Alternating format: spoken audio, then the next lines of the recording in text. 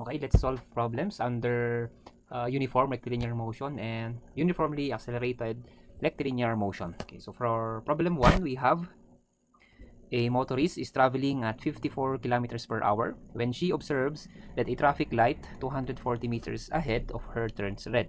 So the traffic light is timed to stay red for 24 seconds. If the motorist wishes to pass the light without stopping just as it turns green again, determine the required uniform deceleration of the car. Letter B, the speed of the car as it passes the light. Okay. So, tingnan muna natin kung ano yung ina-analyze natin dito. So, meron tayong motorist. So, he is traveling at 54 kilometers per hour. Nung na-observe niya na merong traffic light ahead of him, distance is 240 meters. Okay. So, ang ina-analyze natin na point dito is from this point, okay, kung saan na-observe niya yung traffic light. That is, yung distance niya from the traffic light is 240 meters. At ang velocity niya is 54 kilometers. So, therefore, we can say that this is our VO, okay, or our initial velocity from this point. Okay. So, the traffic light is time to stay for 24 seconds. So, we have time is 24 seconds. So, he wished to pass the light without stopping. Okay. So, ano yung magiging acceleration or yung negative acceleration niya, which is deceleration, para hindi na siya mag-stop. Okay?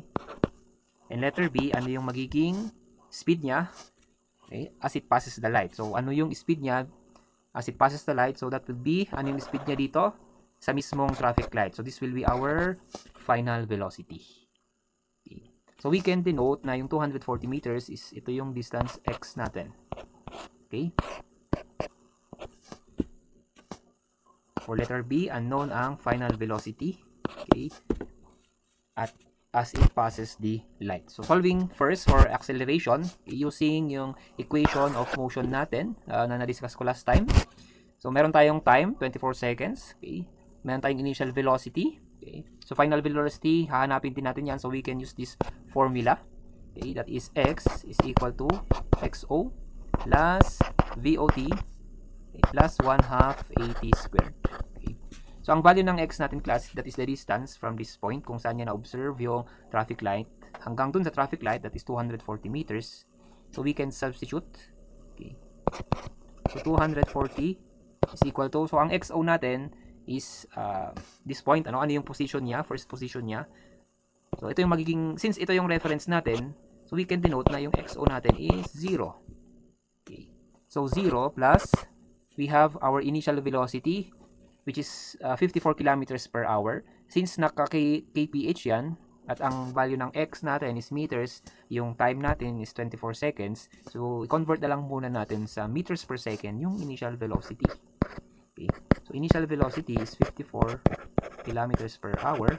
Convert natin sa meters per second. So, we have 1 kilometer is equal to 1,000 meters. So, we multiply it by 1,000 para maka-cancel yung kilometer.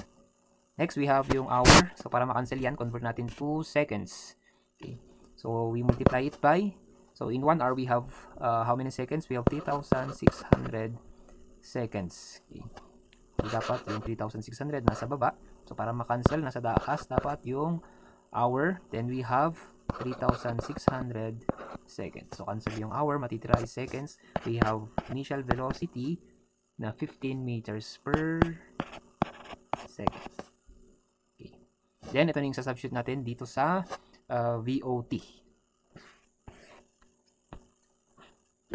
Okay, baba ko lang to saglit.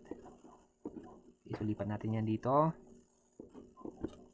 So, 0 plus, we have 15 meters.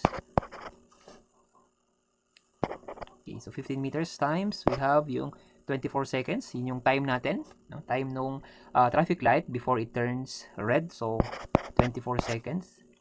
Plus, we have 1/2 times the acceleration, which is unknown, which is ito rin yung hinahanap natin na acceleration, so that he will not stop, okay, before mag-stop yung before mag-red yung traffic light. Okay, so times t squared, we have 24 squared. Okay, so shift solve na lang tayo for the value of a using our calculator. So the value of a is equal to negative 0.417 meters per second squared.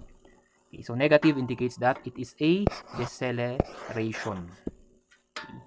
Next, for the value of the velocity or the speed of the car as it passes the light, that is yung final velocity natin. So, final velocity, we can use this formula. V is equal to VO plus AT. So, final velocity is equal to initial velocity plus the acceleration times time. We have final velocity is equal to, initial velocity natin is 15 meters per second plus, so acceleration natin is negative 0.417 meters per second squared. Okay, times 24 seconds. So, final velocity, so makukuha natin dito is in terms of meters per second. So, solving for final velocity, we have 5 meters per second. So, if you convert it into kph, so i-divide lang ulit natin yan ng 1,000. Okay. So, 1 kilometer divide by 1,000 meter times 3,600 seconds divided by 1 hour. Okay. So, final velocity in terms of kilometers per hour, we have 18 kilometers per hour.